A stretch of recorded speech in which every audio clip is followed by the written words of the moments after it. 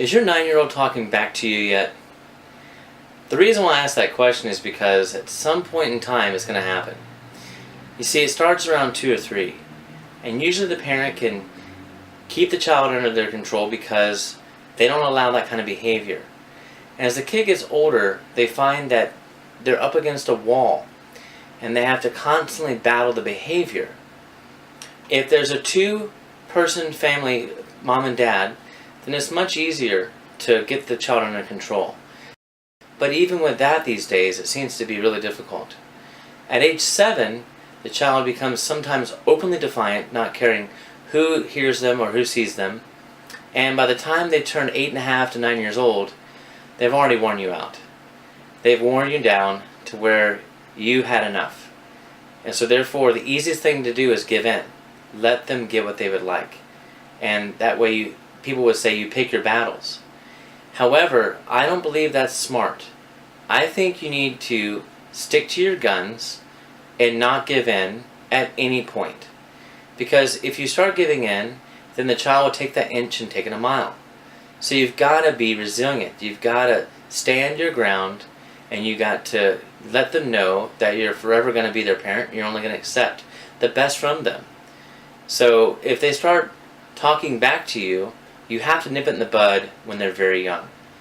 Again, if you let it slip, if you just let them slip a little bit, they're going to take it a mile. Now, you as a parent could be doing all the right things. You could be saying the right things to your child. You could be giving the right kind of education to them. But however, no matter what you do, sometimes is not enough. And the reason why this is the case is because of peer pressure. Because not every parent is doing what you're doing. They're simply just not doing it. So therefore, do they care as much? They might care, but they might not. So therefore, what you got to do is you've got to educate your friends. You got to all be on the same page. One problem in America is that parents don't like other parents disciplining their children if it's not a teacher at school. Like, if a person sees a child that's misbehaving, then the parent gets all riled up because their child got disciplined by somebody else. And I don't think there's anything wrong with that, because it takes a village to raise a child. That's where the saying comes from. You have to have a lot of people telling the kid when they're doing something wrong, they're not doing the right thing. So that way the child learns no matter where they go, they're being watched, and they have to do the right thing. You have to make the right choices. So you have to really think about what you're doing when you're raising your child. You have to think, is this the best thing for my child right now? Am I handling this the best way? And most times parents do a really good job. But however, if you look in today's society, you can look around. You can see a lot of kids not doing the right thing. A good example is birthday parties. When you go to a birthday party, why is there like $1,000 or $2,000 or $3,000 birthday party? Why is there all these clowns and people that juggle at these parties? Why does the kid have to have all that stuff? What are you going to do the next year? How are you going to top that?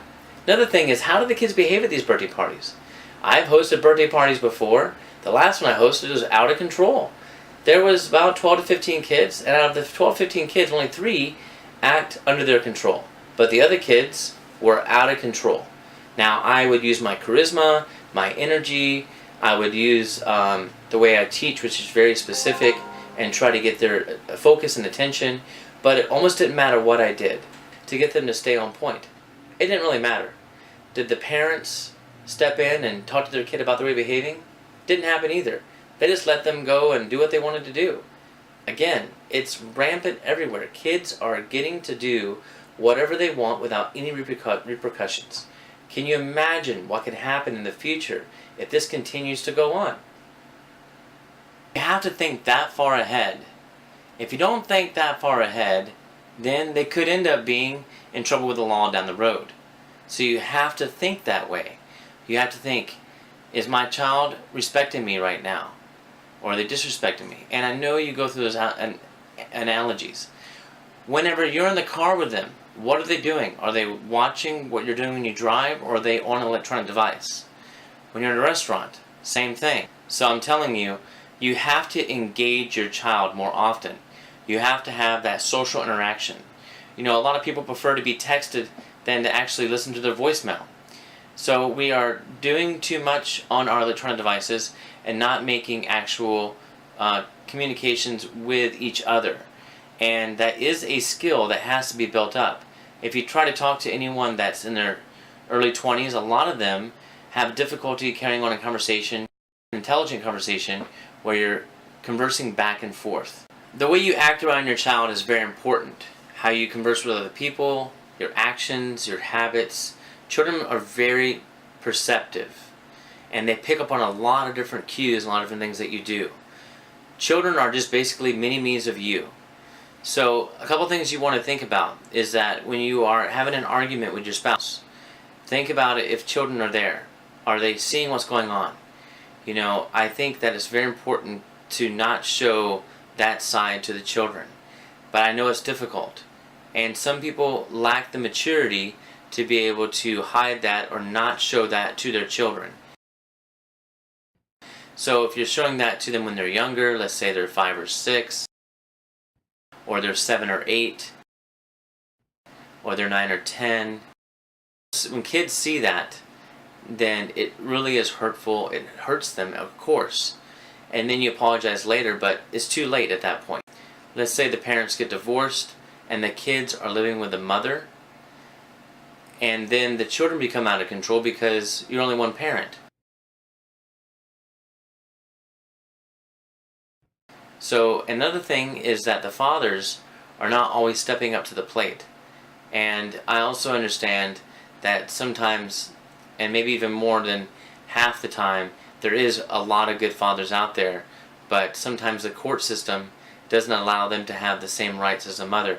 And I think that's actually changing at this point, but it's a long time coming. I think that there needs to be a change, and I think people need to work together and help each other. So what do you do when they turn 15, 17, when they should definitely know better? It's kind of too late at that point.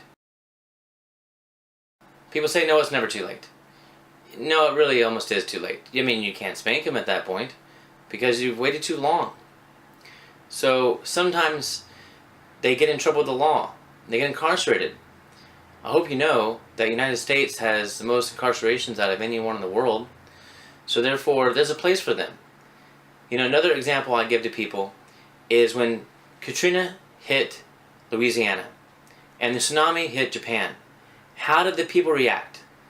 In Japan, they all came together as a unit, as a society, worked together through their differences, but they got along great, and they rebuilt their country. But in Katrina, there was looting, there was mass shootings, there was a lot of bad things that happened. A lot of my videos, they're either educational, they're informative, sometimes there's comedy involved, but I think at this point in time, I need to make a lot of serious videos because I want to make a difference in this world. And people say, be the change you want to see in the world. And I'm trying to do my part. So I hope that you do your part, and I hope that you find this video useful, and then you share it with other people. Thank you.